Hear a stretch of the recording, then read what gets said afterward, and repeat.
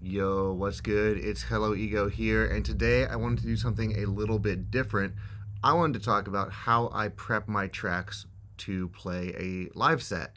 And I will preface this, by the way, by saying that I'm a beginner DJ. I am by no means a professional. However, sometimes I feel like it's from people who are still learning, and then we're all still learning, right? But sometimes I kind of feel like you can learn a lot from how others are learning and what others are doing, regardless of what level they're at. And I know for a fact that my way works because I've played shows using this method and they've gone fantastically so far. And the way that I set it up and the way it organized all makes sense to me. Of course, this is just for me, and like anything involving music or whatever, it's all, your own personal way that you prefer to set it up, all that kind of stuff. So I just wanted to show you what I'm doing right now. I'm sure in the future it'll change. The same way with any music production stuff, the same way with any of the skills that I currently present on this channel. I just want to show you what I'm doing now and what's working for me right now in case you will find that helpful as well. Let's just dive right into it. I'll try and make this a pretty quick one. So this would be the show, the most recent show that I played. You can see here's my practice runs and everything. Not for the show, but just in general, my practice sets, right? And here's all the tracks I played on it. And let me just kind of show you how I prep these. Now, I'm not going to go over like how to use Rekordbox. I might mention a few things. This is just track prep. And the way that I do it is fairly simple. Just wanted to take a quick second to say, if you like this tutorial and you want more information like it, I have a Patreon where I offer monthly tutorial videos, sample packs. I also have a website, abletonprivatelessons.com, where you can go ahead and book a session directly with me so we can up your music production skills. All right, back to the tutorial now. So I'm going to throw this first track, this Of the Trees track, up here. And you'll notice that for all of these tracks, there's basically like the hot cue, one hot cue, and a couple memory cues. So this is easy enough. Basically, what this tells me is the hot cue is where I want the track to start, like where I want to drop the track in at. And the memory cues are where I need to mix in and mix out, right? So the way I like to do it is basically I will have, let me count this here, all right? So I'm going to put this right here at 1 and count by pressing the arrow button over. 1, 2, 3, 4, 5, 6, 7, 8. All right, there we go. 8 bars over. Okay, 8 measures, whatever you want to consider it. And it looks like I put this one at 10. Yeah, probably because if I count back from here, 1, 2, 3, 4, 5, 6, 7, 8. This little bit in the intro here, all that is just some like random swell. But the actual metric counting for the music starts a measure after that right there. So I put my marker right here because if I count another 8 bars forward, 1, 2, 3, 4, 5, 6, 7, 8, right there is the beginning of the song. Like that's, if I were to be mixing out of something else and into this Of the Trees tune, I would want to make sure that this part, 8 bars after this marker right here, that I was fully in the Of the Trees Muscaria, or Everglade March VIP. And the way that I place these hot cues, I know I said I wouldn't be a Rekordbox tutorial, but might as well, because I think this can be helpful for a lot of people. Let's say I want to put one right here. Well, to put a memory cue down, I mean, hot cues are easy enough. Come over here, hot cue. You can put them in like that. But let's say you want to put a memory cue in. Well, how do you do that? You click, the memory button and nothing's happening. That's because you need to, first of all, and I'm going to get rid of that one I just made. I did just make one, but you couldn't see it because it was all the way over here. So you have to actually click cue and put your little orangish, yellowish cue arrow there. Then you can go ahead and click memory and put a memory cue down. And if you want to change the color of that, you can right click it and choose. Actually, do you have to even right click it? No, you don't have to right click. Just click to the left of the timestamp for it and you can change the color. And to get rid of it, same deal. There you go. Now let's skip ahead to this one here towards the end. This is the only other marker I will often put.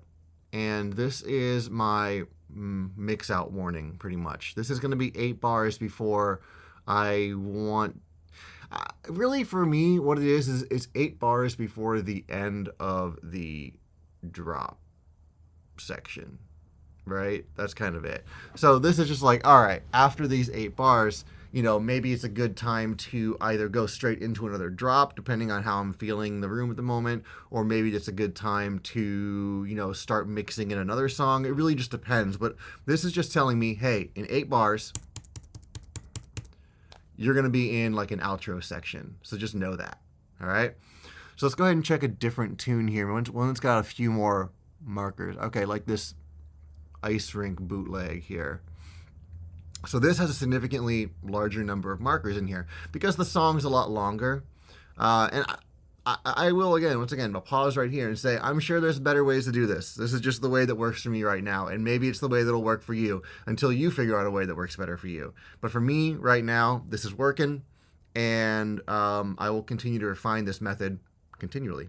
But let's just go ahead and take a look through here. 6, 7, 8. So that's 8 bars right there. 1, 2, 3, 4, 5, 6, 7, 8. And that's 8 bars right there. The way that I have things set up, I know that there's always going to be 8 bars and no less than that between 2 of these markers right here. So I can just simply look at this and know this is a 16 bar lead in, right? I just know for a fact that that's 16 bar. I don't even need this first memory cue. I don't know why that's there. I don't actually need that there. If I get rid of it, I can see just as easily that's a 16 bar lead in right there. But I will put it back. So this is 8 bars, 8 bars, and there's another 16 bars here, right? 8 plus 8 equals 16 until we get to the drop, which is right there. Now, over here, we have these purple cues. This is a little thing I picked up from my buddy, Adam Meow. You should go check out his music if you don't know it. Good, fantastic DJ, great producer. But he showed me how he basically uses these as like live edits. So the purple memory cue indicates a jump where I'm going to jump ahead to a matching purple hot cue. All right. Now on some, like at the XDJs I was playing on for this show, there are some settings where sometimes you might hop on, some DDJ or XDJ or CDJs that you don't know, and all of a sudden you're finding that whenever you load a track up, it's immediately skipping to your first hot cue. There's a setting you can turn off that will keep you from doing that, because I usually don't always put the hot cue like I did right here. See how a lot of these have the hot cue right at the beginning? I don't always do that necessarily. I was just doing it because I was noticing that every time I loaded a track up, it jumped straight to my first hot cue, which in this case would have been this one right here. And I didn't want it to do that. And so I didn't know how to turn that setting off. So I figured it out later, but not until after I had to play the show. So that's why I did that. But what this says, it says, all right, as this is coming up and playing,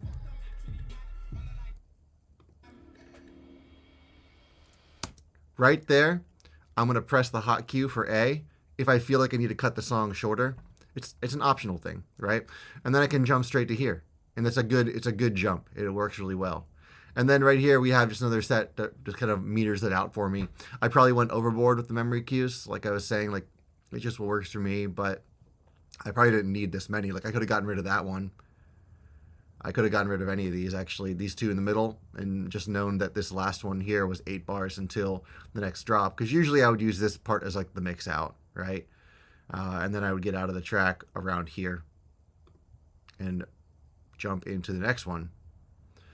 I don't believe there's anything else besides this that is special. Like, that's it. It's really, really simple. And honestly, I think the simplicity of this is what makes this so useful. I mean, if we go back to some of the other shit that I did, I don't know, nothing in these at all. But a lot of the other songs that I've analyzed in here, they have just a million hot cues all over them because I was doing it like a year ago and I didn't know what I was doing at all. And I still don't know what I'm doing, but I know a little more now to know that I do not actually need all those hot cues. Really, all I need is something that says, hey, you have to mix in, and something that says, hey, you have to mix out. And then occasionally I want something that says, this is where I want the track to start. This is where I want it to load up. This is where I want to begin. So that is pretty much it. Hopefully that was useful for you. Hopefully that was helpful. Less is more, I think. And yeah, like I said, I'm going to evolve this through the years, I'm sure.